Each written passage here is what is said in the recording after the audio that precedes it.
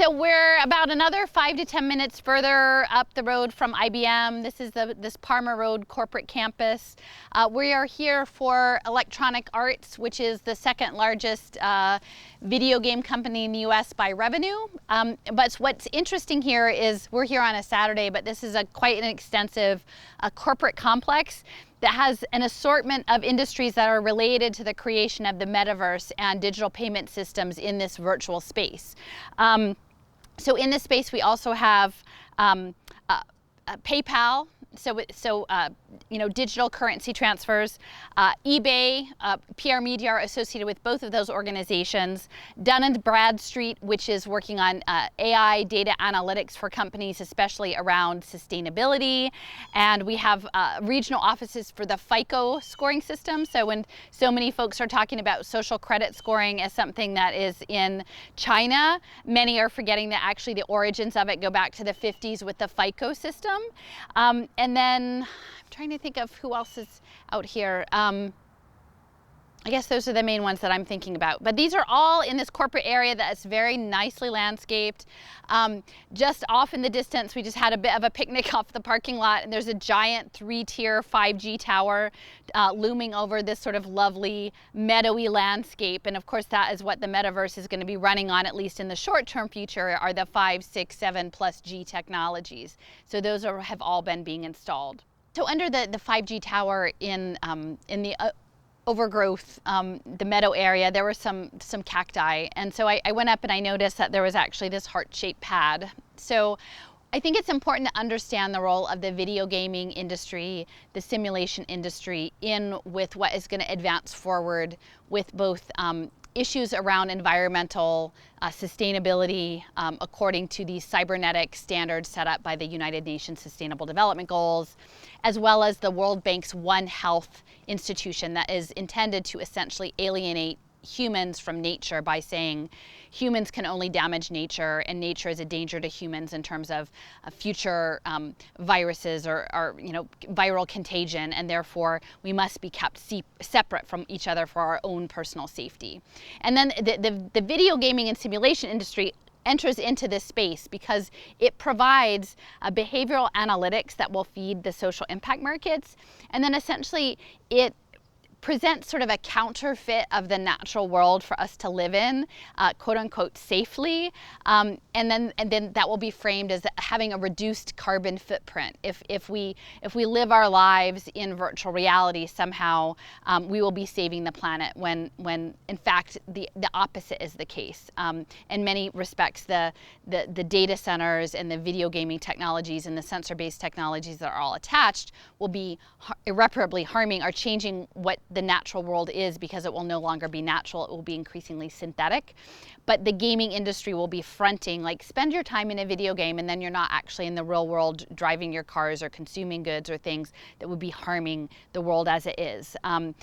Now, this is to say I'm all about providing better care for the planet, and that involves addressing globalization, globalized supply chains, consumer consumption, debt, the military, all of these things. But none of those things are going to be easy to address, and so instead they offer us a counterfeit reality to live in, where we can be tracked in our behaviors, and all of that fed into the military simulations. So EA goes way back. It's a very early gaming company, 1982. It was founded by an employee of Apple Computers who spun out, and the idea is Electronic Arts, that these virtual realms that are created are very artistic, and that is their branding, is that it's artful. Maybe it's art, and it's a finely honed craft to build the digital world that we are meant to live in 30 years later. I had mentioned earlier about Ernest Cline, who's an Austin author here. He wrote Ready Player One, which was a book that became a movie. And that whole scenario was framed as some sort of near future dystopia where people live in stacks of like RVs and freight containers, and the whole world is in a terrible situation. So everyone simply spends all their time in this online world called the Oasis. And then that comes under attack. And then the idea is that everyone rallies together to save the Oasis. But the Oasis is ultimately the counterfeit of the real world. It's the counterfeit of the actual cactus and the actual cedar. And for the most part, people are not aware that these video game spaces work hand in hand with the defense contracting industry, that the simulation industry is a revolving door between defense contracting, military simulation, and for-profit commercial gaming. And in this space also, I had talked about the data aggregation, the metadata that's attached as we are turned into avatars and inhabiting digital spaces. That metadata can be used to engineer the narrative, right? Like, we're living in information warfare as real people right now, but essentially once we enter into a video game world, that is all information. We're living in a metaverse where everything we experience has been designed and created and managed by someone else, even though we may feel that we have agency in that space. So the information may not be media that you're consuming in a traditional way, like by watching a video or reading a book or reading an article, but it is lived information. It is actually living in somebody else's narrative. And again, while you have some measure of choice within a limited number of subsets, you can't completely live independently of what the game designer has designed. And Kevin Werbach, who's a professor at Wharton, who's very key in the space of gamification and also blockchain, he always says you want to be the one designing the game. And for the most part, the games that we're going to be pushed into under the frame of that it's safe for us, that it's healthier for us to live in the games, that it's more sustainable for us to live in the games. We're not the game designers in those games. Let's see, one last bit. I wanted to say that many of the gaming companies are doing a lot around ESG investing, sustainability investing, and also different sort of metrics around behavior change, measured behavior change.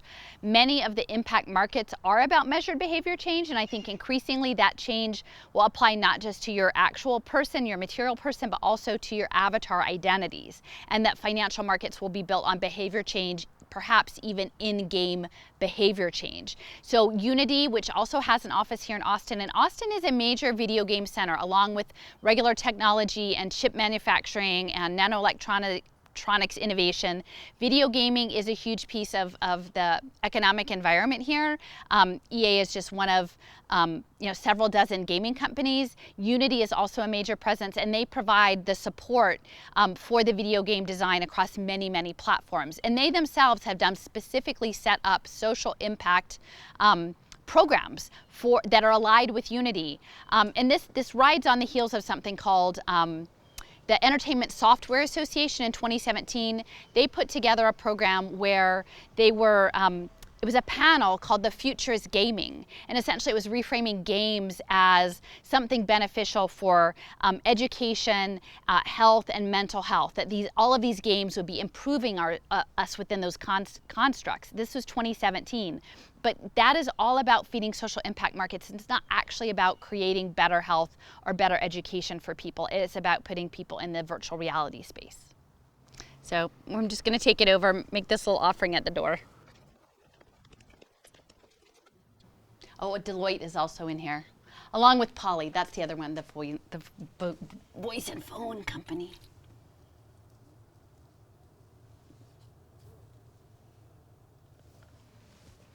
Keeper of natural life.